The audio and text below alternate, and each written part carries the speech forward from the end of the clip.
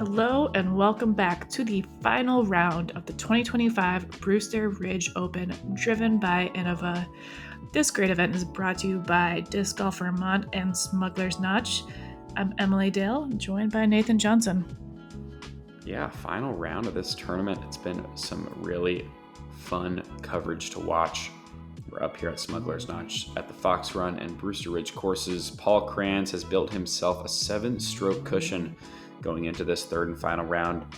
He'll have Jesse Longenecker, Axel, Olson, and Whit Stephenson on his tail, as well as everybody else you see here in the top 10 looking to make some moves here and finish strong in this year's event. Yeah, we saw a lot of crazy scores out there in round one over here at this course, so I would be surprised if we didn't see that again today. Yeah, Fox Run, always a challenging track. Taking a look here at hole one, a 600-foot par 4. Players are looking to throw their tee shots anywhere in this beautiful grassy fairway to set up a left to right moving shot into the green. You have the whole hole surrounded by out of bounds, so you're going to want to stay in the middle. All right, welcome to the final round of the 2025 Brewster Ridge Open here at Smugglers Notch. First on the tee, our current leader at 15 under par from Dudley, Mass, representing MVP, Paul Krans. We got 2 AM World Champs and 1 Collegiate National Champion. Sheesh. So count that as 3 major winners on the card today, so it should be a real treat to watch. Paul Krans going first. This one looks a little bit straight, and he's actually going to find that out of bounds long. Not the start he was looking for. Next on the tee, he's from Mercer Island, Washington. He's 8 under par. He represents Dynamic Discs. Axel, Olson. First time I'm getting to see Axel play. I don't think I've seen him on coverage yet, so excited to see what he has to bring to the table. He had a hot round over at Brewster. Yeah, I think I've played with him maybe once on a random Pro Tour stop. Super talented kid, 2023 AM World Champ, so should be fun to watch. Also at 8 under par, he's from Lancaster, Pennsylvania, and representing Prodigy, Jesse Longenecker. The Lancaster local, Jesse Longenecker.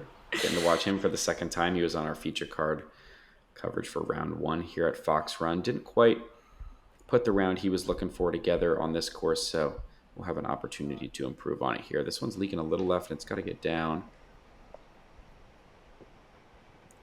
He'll be over there behind the tree, but in the fairway and have an open look at the basket. Rounding out our lead card today at 7 under par, he's representing Smugglers Notch Disc Golf Center, and he's from Wilmington, North Carolina, Whit Stephenson.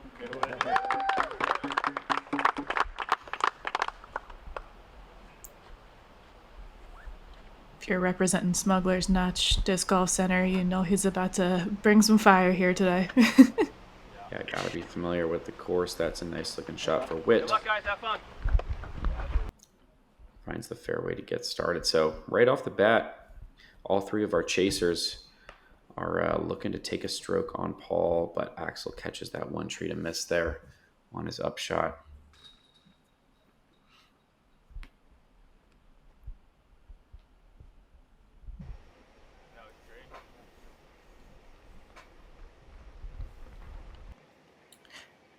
Great shot there for what he had to work with. He'll still have a lot of meat on the bones to try to save a par.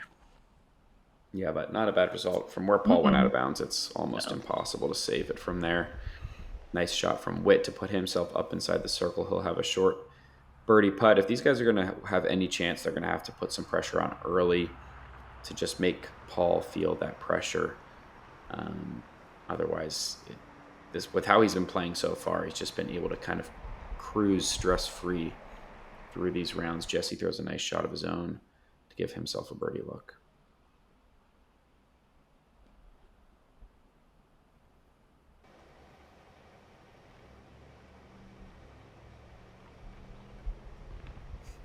It's interesting ground play there. It had rained pretty hard earlier in the morning, but the course stayed in pretty good condition, not too muddy for these guys. Good bid for a par save, and Paul will have to settle for a bogey, which we didn't see too many mistakes from him in rounds 1 and 2, so hopefully that doesn't get in his head. Yeah, played a lot of clean golf, gave himself a lot of outside birdie putts, and his circle 2 putting was super consistent throughout the first 2 rounds. So that gave him just enough opportunities to score to build this lead. But so far, just an early mistake from him, and Jesse with an early birdie putt and a chance to take 2 strokes does not connect. Great short birdie there for Whit.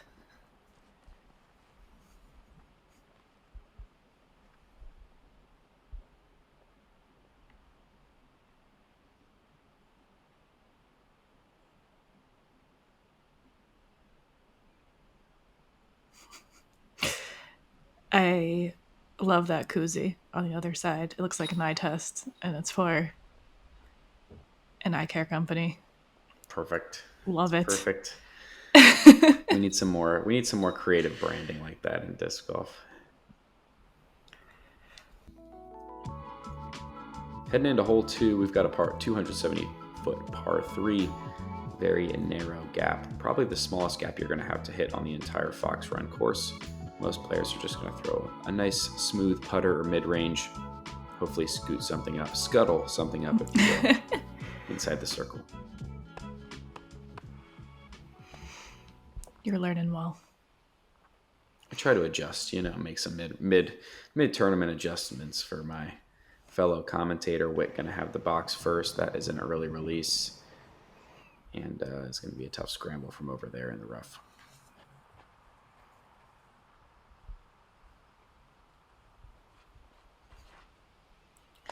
Jesse looking to float something down the middle, gets caught up partway down the fairway. Yeah, worth noting too that there is out of bounds behind the basket. We saw Paul find it in round 1, and especially with that left to right sloping ground, it is possible for the forehand to kind of fade out and find that out of bounds. But this one coming up just a bit short, a bit low out of the hand for Paul.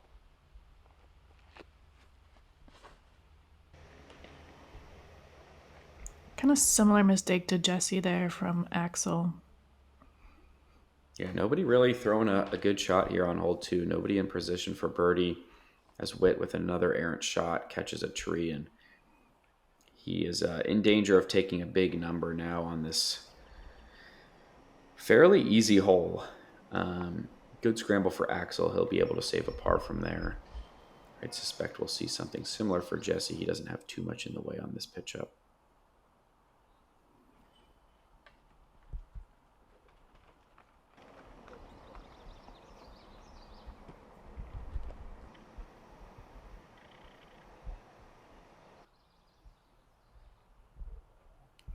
And it doesn't look like Whit's getting the turn he wanted, and hopefully hangs on by a thread there. Stays safe.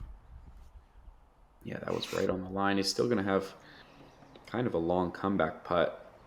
Paul's got a long birdie putt here on hole 2. Comes up just a bit low.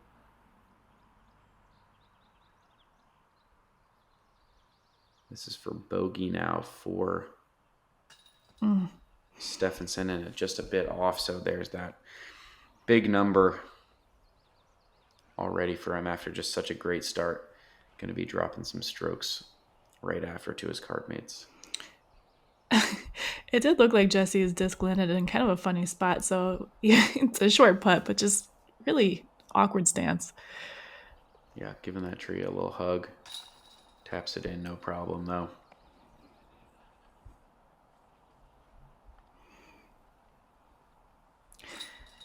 Yeah, I'm sure that was not what Whit was anticipating heading into this hole. Like you said, it's one of those ones that feels like a straightforward shot, but as you see, happens fast out here in Fox Meadows.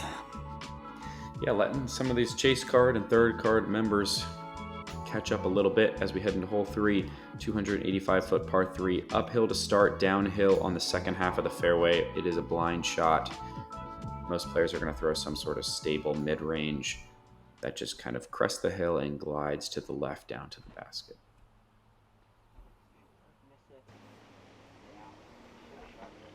And that looks perfect. Yeah, can't throw it much better than that, Jesse. Just a nice stable mid, puts it on a little hyzer out of the hand, and lets the disc do the work after that. Toughest part of this hole is getting the height right. You have that high floor meeting the low ceiling, so making sure to get the height right is the most important part of this hole. Paul looks like he hit something a little bit early left and is most likely going to have just a pitch up for par.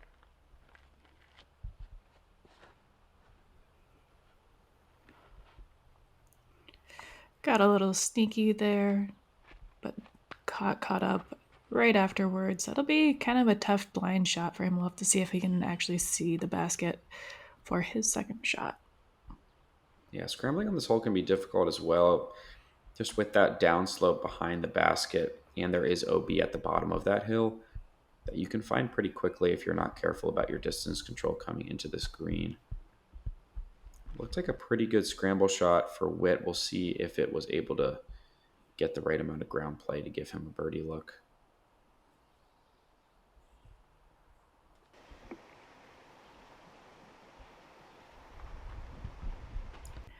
Axel going to the knee to try to avoid some of those trees, and he'll have a long putt. It'll be a scary downhill putt, though, which we know there's a lot of those over at this course. Yeah, a lot of slopes on these greens can make you think a little bit. This one from Axel's got to bend it around the tree for maybe 25 feet or so. Nice. Great par save. Yeah, had to work for that one, but well done to not drop another stroke.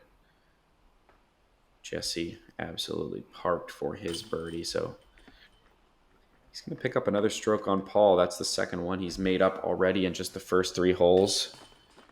Really the only player on the card applying any sort of significant pressure to Krans so far.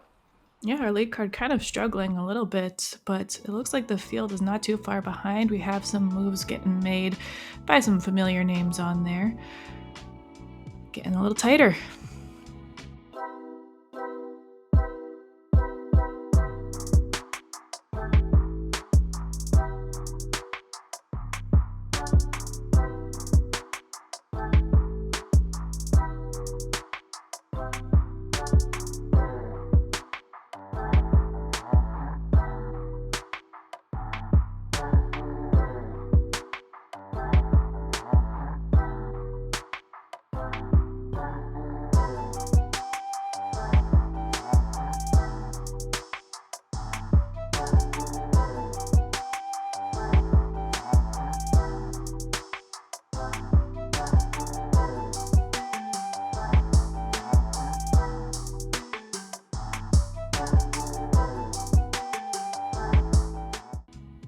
Getting a little tighter. It is indeed, as we head into hole 4, 620-foot par 4. Most players are going to take this line. The drone is flying some sort of overstable flexing backhand to land in the island and then pitching over onto this peninsula green with a nice built-up elevated basket. It's a nice feature.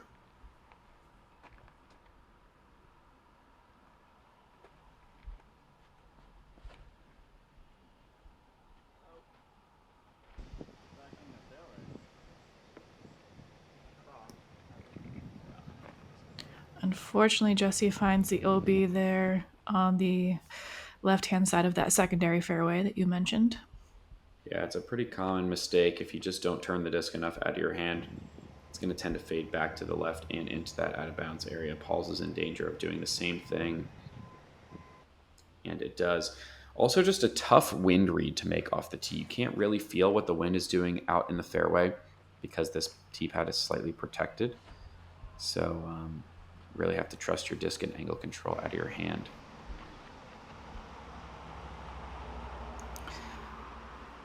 Unfortunately, looks like Axel made too much adjustment and found the OB on the other side of the fairway. So none of these players really getting in bounds yet. No, kind of seeing same mistakes, but this is a good adjustment from Whit. Also avoids the one bushy tree in the fairway, which is a nice bonus. So he's going to be in prime position from there to get a birdie. Everybody else looking to scramble for par, probably somewhere in the high 200-foot, maybe right around 300-foot range on these upshots.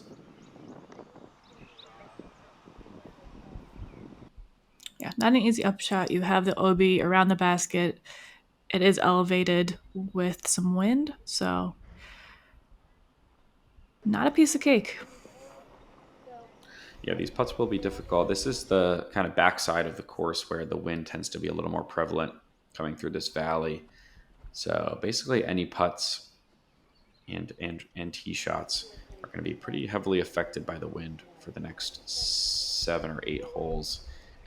Jesse's right around that circle's edge range that can be so difficult.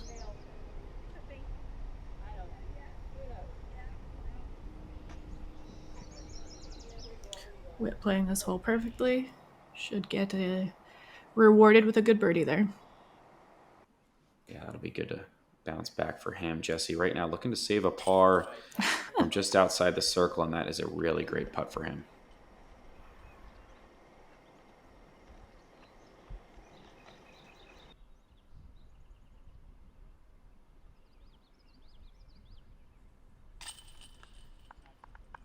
Good par save from Axel as well.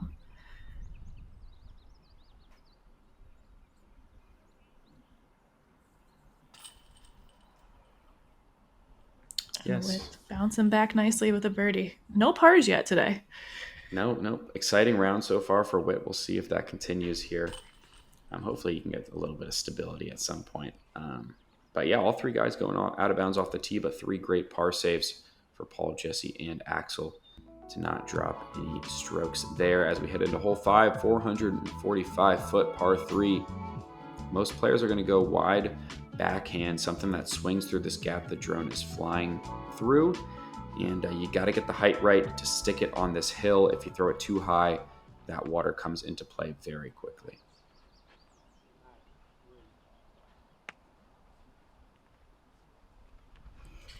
You can see that tree just swallows them up. I mean, if you're headed for it, there's pretty much no chance that you're fighting through. It's very dense.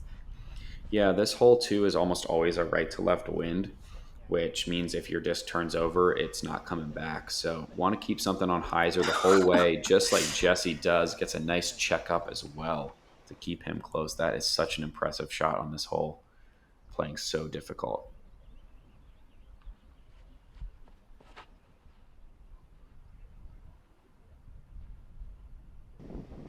Paul following a similar line. Another great shot. They're making this hole look much easier than it actually is. Yeah, it's really hard to get the width right because you want to swing it wide, obviously, to not bring that pond into play. But if you pull it just a tad too wide, that tree comes into play quick and you're just going to find yourself out of bounds. So these guys all hitting the line very well. Axel doing the same thing, checking up just short of the basket. So a couple of birdie putts coming up. But first, Whit's going to have to scramble to save a bogey.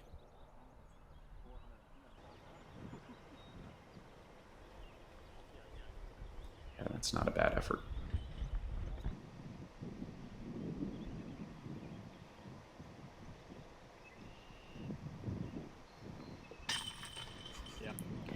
Good birdie there from Paul. First one of the round. Thanks, the fans. So I think that's the most emotion we've seen out of him all this event. Yep.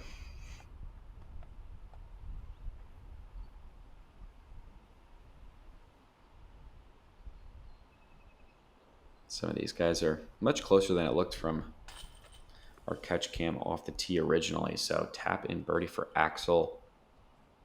Jesse's also going to have a pretty short birdie putt from the other side of the basket. It's not an easy place to land a drive on the top of that hill. No. you don't see it every day. Usually if you hit the top of that hill, it's going to end up in the pond. So 3 birdies on this hole is not something you see every day. And these guys played it very well. Only 8 birdies on the day. So that just shows you how difficult this hole is.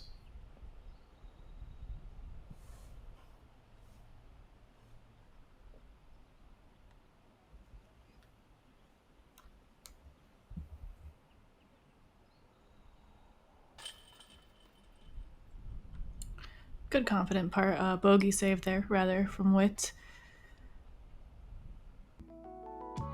Yeah, as we head into hole 6, 290-foot par 3. Just a nice little chip forehand here. Definitely the easiest hole to birdie on the course. Just put something up in the air, let an overstable disc work its way back to the right, should net you some sort of short putt.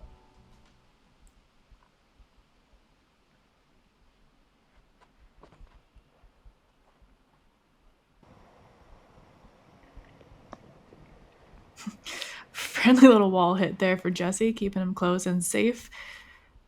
Is OB deep?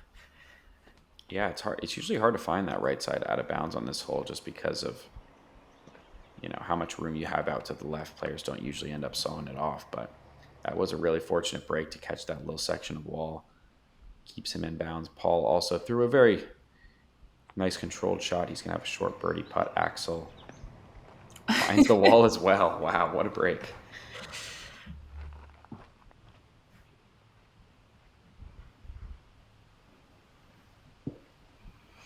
Like you said, this one really feels like a must-get, playing well under par, easiest one on the course, and all these players are showing you why. Yep, 4 short birdie putts coming up for our lead card, especially for these guys that have been playing so well all weekend. Should be have their games dialed in enough, have this course dialed in enough to net a short birdie putt on this hole.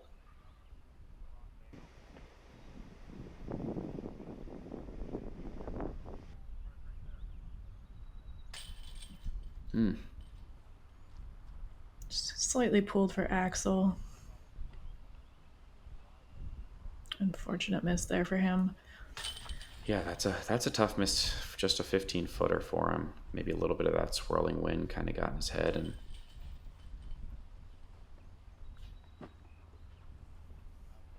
tough one as he's looking to kind of make a push here. Was building some momentum after a great birdie on the last hole. Check in with our leaderboard here.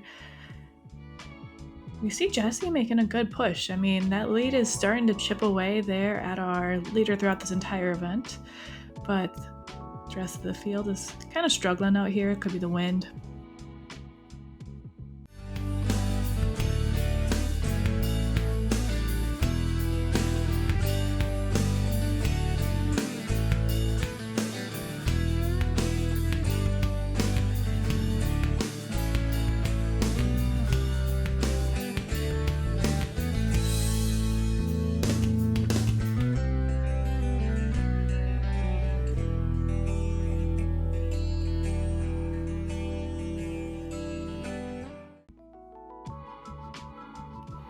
Yeah, hard to say. We'll see if they can pick it up here.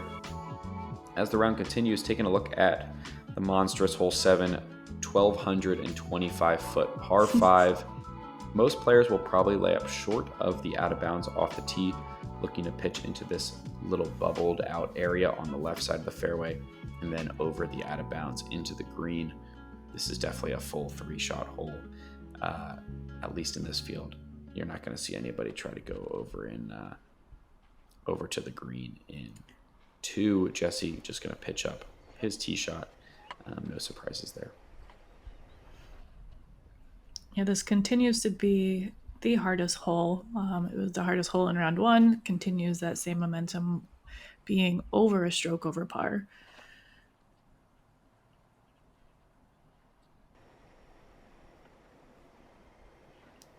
Great layups here so far. Yeah, the layup, it kind of looks like a mindless shot. I think I mentioned this in our round 1 coverage, but the landing zones do change the type of shot that you're going to throw on your second. Personally, I prefer the left side of the fairway on this hole. Kind of opens up a nice controlled hyzer for your second shot. Some players prefer the right side of the fairway so they can throw a more straight shot for their second. But you kind of have options either way. Looks like Axel's given this a little bit more juice, trying to get across to that area, which it looks like he does, and he gets a green flag. That's a great shot. Yeah, that is a bomb. It is probably 450 plus to clear that out of bounds area off the tee. So in some heavy wind, that is really well done for Axel. It's going to make this hole much easier for him, whereas these players now that laid up have a big second shot to get back in position, and Jesse just throws that one a little too high. He's going to find the out of bounds.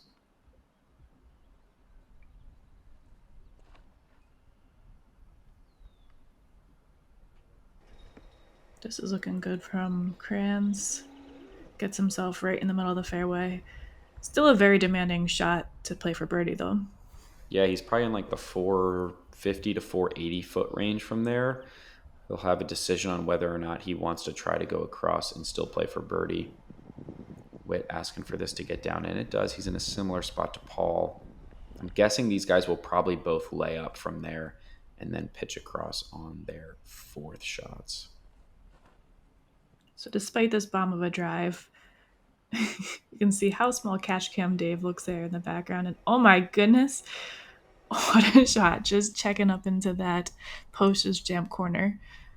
Yeah, it was probably a little closer than he wanted, but it does check up in time. This is a big shot for Whit, looking to play down that right fairway.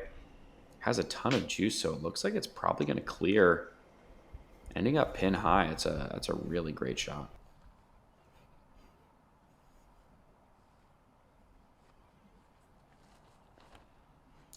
Jesse really having to attack after going out of bounds there. Needs to get up and down here to save a par. No, just going. It was such a great shot. It just trickled long and does find that OB there behind the basket. Yeah, that almost went in. That was I know. Crazy shot from there. Definitely in the 480 foot range for him. To carry that out of bounds and end up long is just kind of unlucky, to be honest. Paul's probably in the 400 foot range from here. Down a hill and just comes up short. The one mistake you cannot make on that upshot.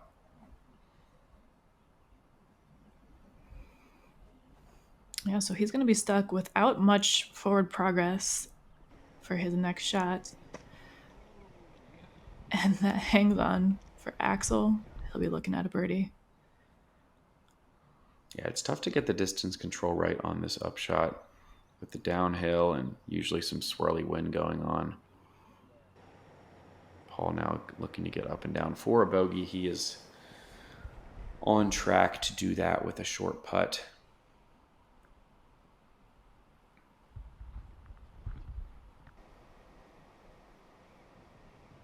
So this will be a longer putt for Jesse to try to save his bogey.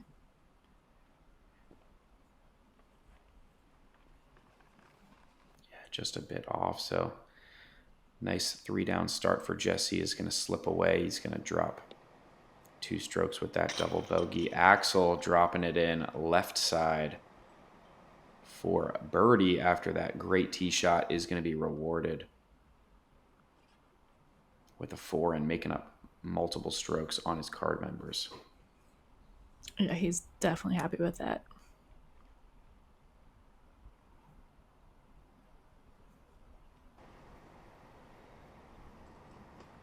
Whit now with a putt for his first par of the round. And he gets it.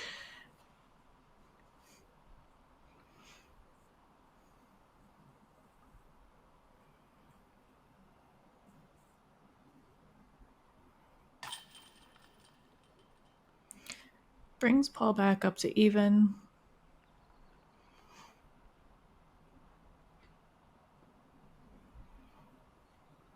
Yeah, still got quite a bit of a cushion after this tap in from Jesse. Paul's lead is going to be back to 6 strokes after he started the round at 7. So we've kind of been moving back and forth a little bit, but just like that, the cushion is almost back to where it started as we head into hole 8, a 3. It is a par 3. The PDGA has the distance wrong. It's somewhere in the 430 foot range, quite a ways uphill. This is a tough hole to reach. You're going to see a lot of players do what Axel is doing here and just kind of pitch a forehand around the corner and take their 150 foot upshot just to play for par, because it is just so demanding of a shot that it's kind of not worth going for. Yeah, it's kind of a complete right angle. And you have this entire wall of trees, OB lining the fairway. Definitely not easy. Yeah, and it just plays long enough that the birdie is almost out of the question unless you throw a perfect shot. Looks like Paul is going to throw the backhand here, though. Taking the aggressive line. We'll see if he can get that height and angle right. Yeah, you really have to trust the disc. It looks like this doesn't have quite enough to hold on. Does Heiser out of bounds. Jesse is well going for it. Yeah, I mean, at this point, Jesse, I think if he wants to catch Paul, he's got to try to birdie everything the rest of the way.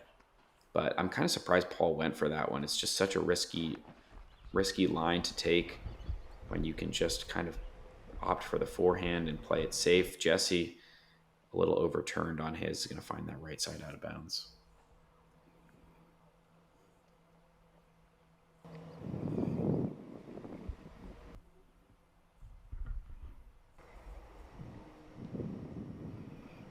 Yep, so our players who just took the safe shot off the tee rewarded with a par here. And some scrambling will have to get done before... Oh my goodness. You know what? Never mind. I couldn't even finish my sentence. Not even a putt. That's a throw-in. Paul makes it from 100 feet to save the par after finding the out of bounds. Oh my goodness, what a shot. Just drops it in. That's amazing. I guess that's why you go for it off the tee, because either way you're going to get a par, right? So might as well.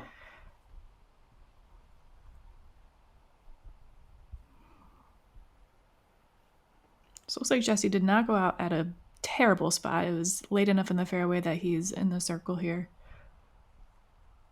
Yeah, right around that 30-foot mark. Looking to save his par as well. You know, not what I would have thought of a par frame, but we'll take it. Yeah, I guarantee you nobody else. There are no other cards today that went at it, had two guys go out of bounds, and everyone took par on this hole. That is not something you see every day.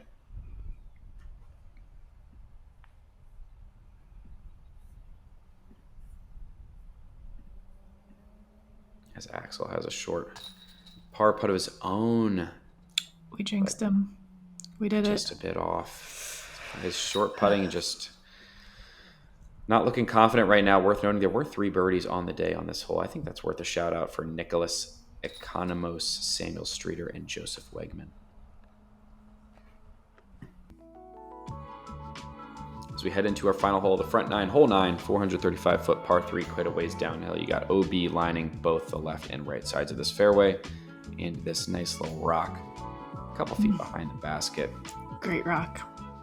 It is a great rock. Some would even call it a boulder, depending on your definition. It's a large rock the size of a small rock, some would say.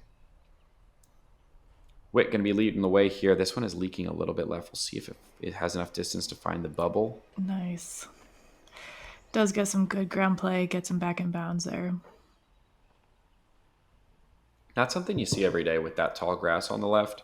Tends to kind of grab discs. They don't usually come back out of there, but good fortunate break for him. This one's not looking good for Paul, though. No, he didn't like it out of his hand. Just too much turn. Yeah, pump fake for Jesse.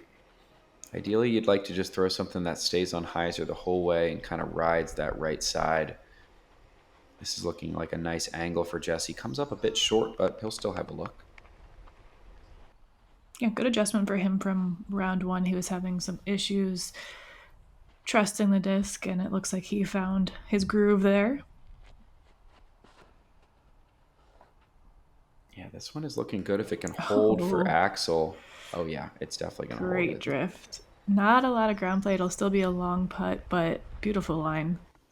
Yeah, I think Axel went with like a slower disc there. That looked like a mid-range with just how it had that slow drift. I like that play. Just looking to keep something in the middle and play for par. Paul's still not the easiest up and down here, but he is going to make that work. So should have a pretty much secured a bogey. See, I would call the rock, what he landed by, a rock, and the large formation a boulder. That's how I would define them. Right. If you were to ask me, get on board. If I were, I think I can get on board with the logic there. Whit's going to be next to said boulder for his par putt. Jesse with another chance to take 2 strokes. He's had a couple opportunities today, hasn't been able to connect. It's a big one here. for birdie, and it's just never had a chance.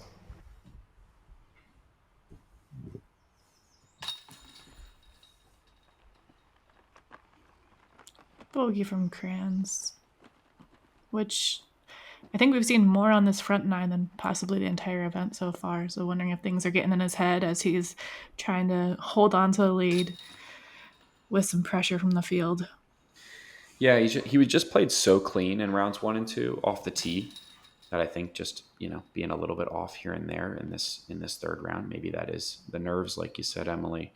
But it seems to be catching up to him. So makes it much more interesting for us to watch as the lead is down to 5, at least on our lead card. Yeah, not a ton of hot rounds out here so far. Definitely a lot of meat on the bones as we head into the back nine. Take a look at the field here. Shane McCullen, 4 down through 9 is the hot round so far. We'll see if he can keep that up and make a push for a podium finish. But yeah, still plenty of golf left here. 9 holes left of this year's but first, Brewster Ridge Open. Who won the first Brewster Ridge Open back in 2013? Then it was called the Green Mountain Championship. If you've been following along, you know I'm terrible at trivia, but I hope you're better than I am. Drop your guess in the comments, and we'll find the answer on the back nine. See you there. Peace. My guess is Ricky Wysocki.